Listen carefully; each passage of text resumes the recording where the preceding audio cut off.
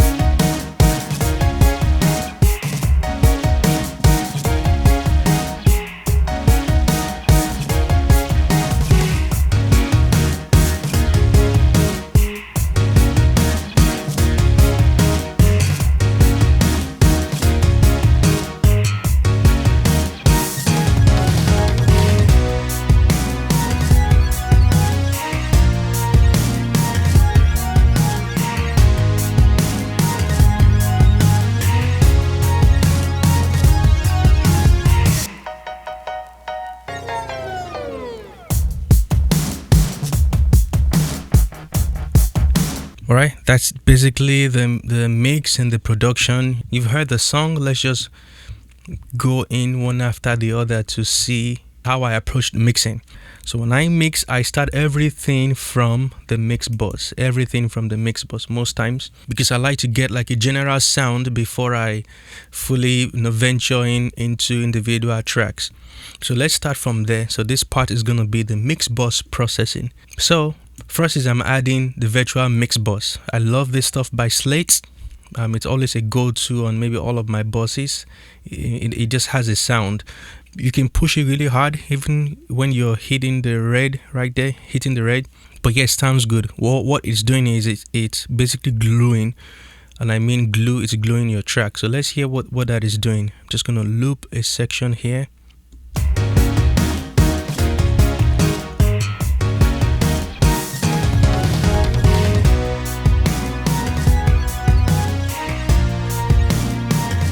As you can hear, right?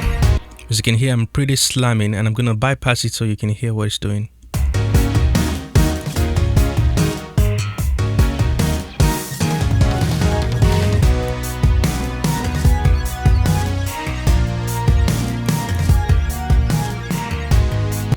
Yeah, it's magic, right? It's magic. Like it's like you're hearing like a natural compression really happening, and that's what I mean by gluing.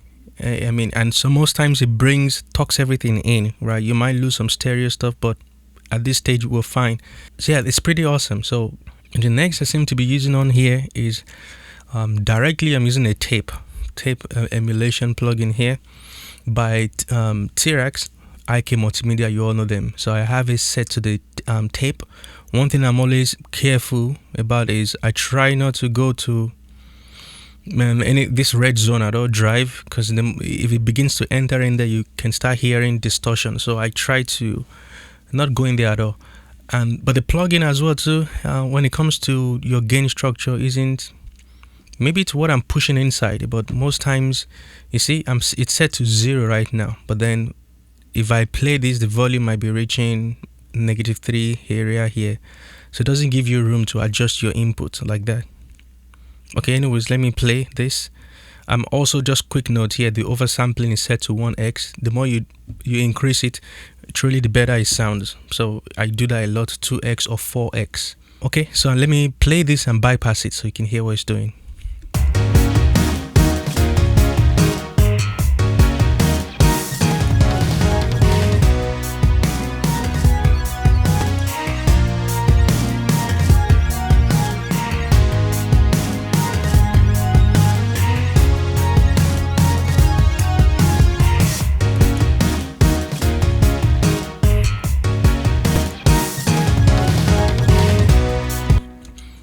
tightness is what I hear, and making it full. I can reduce this, it doesn't matter at this point, but yeah, we're just gonna leave it where it is. I just don't like it going to the red. It seems like I'm trying to hear some distortion, but I do not hear distortion, so I think it's fine. But I just said it seems like I'm hearing it, but anyways, that plugin set to tape, I have auditioned all of the different ones here, and I think they all sound good. Sometimes I don't hear any difference, so I just stick to tape 1 and 2. Maybe I need to train my ears more. Alright, so the next plugin here is I'm basically cutting off some of the high frequency here from 17K, adjusting my Q to about 30, which is really hard, stopping a lot of the high frequency from excessive high frequency. So let's hear what this is doing.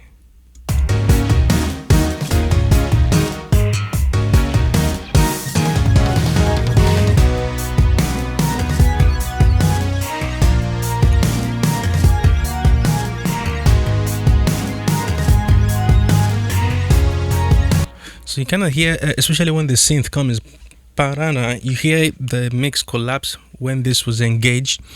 And I do that not because I'm trying to really get rid of high frequencies, because I'm trying to sometimes boost later. I'm only trying to remove the unwanted frequency, and most times with that you get a much cleaner sound and focused sound. So let's see what plugin I'm using next in the mix bus here. So here I do have the Clariphonic, okay? Yeah, so this is basically only gonna be boosting the top end, and it's set to mid side. So the left side here is affecting my mid channel, and the right is affecting the side channel. Let's say we have vocals in here. This can help you add that shine quickly if you use the shimmer side and then the silk side to help the vocal pop. Okay, so let's play this and let's hear what Clariphonic is doing.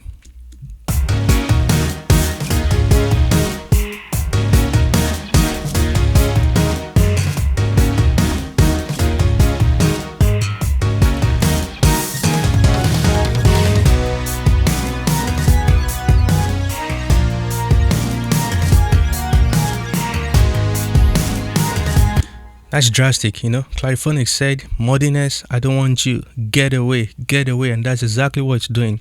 But more than that too, what I hear is it's adding some type of like energy. It's like when you do parallel compression, and to note, this is actually a parallel equalizer.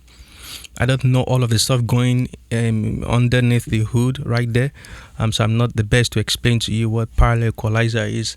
You can go on the website, I'm sure it's there, but it's been, you know, it's bringing out the aggressiveness, right, that we have in the track. So it's doing a lot, getting rid of the low mid. It's not getting rid of it, but it's adjusting it. So because we are boosting the top end, so we tend to hear the low mid disappear. So I'm just saying that. So it's clarity. That's what we're getting from here, and it's a massive change. So that's pretty good. Clariphonic, and here followed by another Kush plugin. And all I'm doing here is boosting the low end. I usually would boost the 50 or 100. So I would audition both to see exactly what I want to boost. In this case, it's the 50, I believe. And I'm only boosting about 1 dB. Let's hear what that is doing. It might be subtle.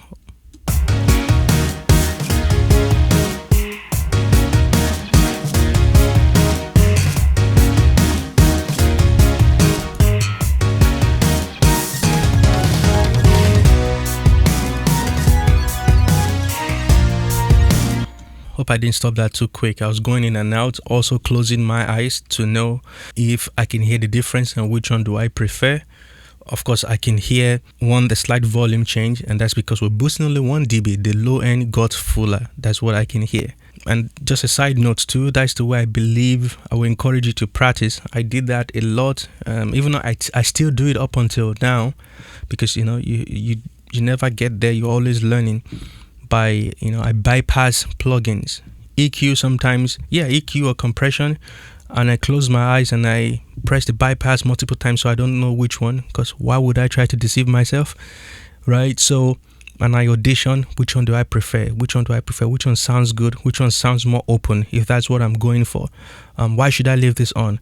And then the more you do that, the more you get better, the more you can train your ears. And I think that's what has really helped me over the years. If bypass sounds better, don't fuss about it. Maybe just move on. I'm like, okay, I'm just gonna leave it, remove the plugin.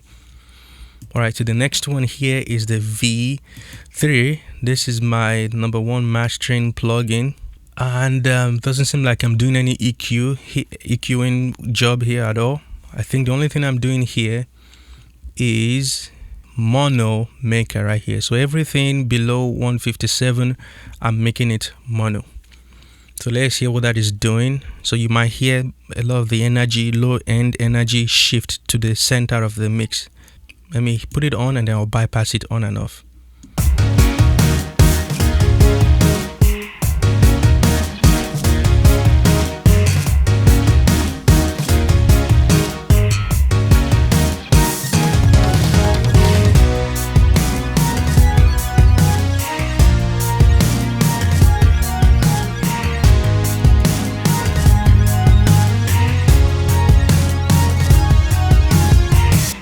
Okay, so you can hear that there's a shift, right? The low end energy coming to the middle.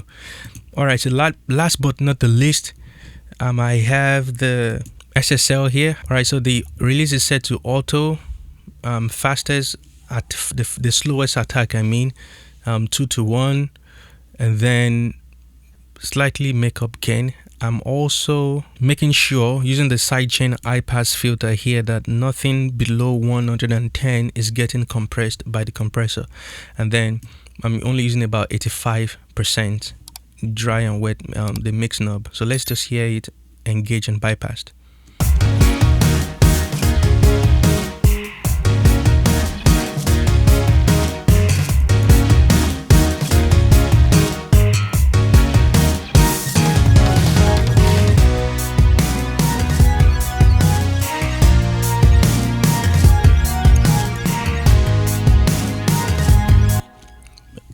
That's what the SSL is doing. It's glowing. Of course, we're losing volume.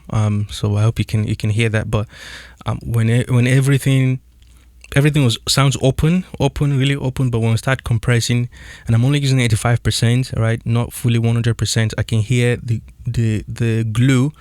That I know we use the word glue, but you know what glue is, right? You take a piece of paper. Let me see if I can, 2 pieces of paper, or this is a pen. And then let's say they can't fit inside. So I'm taking this pen and then I'm adding the glue here. Like, hey, you, why are you standing there by yourself? Come on, let's come together. So that's what you're doing to all of the different instruments. They have the different frequencies, and the compressor is saying, you know what, come on, let's all flow together. So that's what glue means. So that's how I can interpret glue. And that's what SSL bus compressor, right, is known for, to help you bring your mix together. Okay, so, and then last but not the least, usually I'll have a limiter there just to listen loud. That's basically it. So I'm not trying to actually use the limiter to really limit my stuff, and also just to avoid clipping as well. So this is not doing anything in this case other than stopping things from going to the red. Okay, so that is that on the mix bus. Well, I need to bypass it and then engage it so that you can hear what we've done so far. All right, so this is without, and then I'm going to just play with it as well.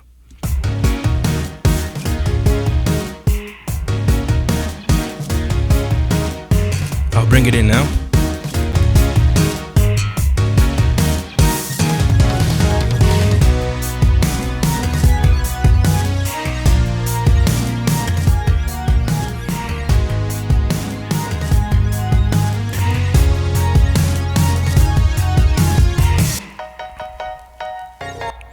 Okay, so not significant change like that, but very minute changes here and there. Low, mid, the muddiness gone in the mix, and then bright, and then the glue. That's all. And that's kind of my process, right? To clean up, enhance, and then glue. So clean up using EQ, enhance it using EQ as well, or saturation, and then glue, which you can use saturation for that, and also use your compressor as well.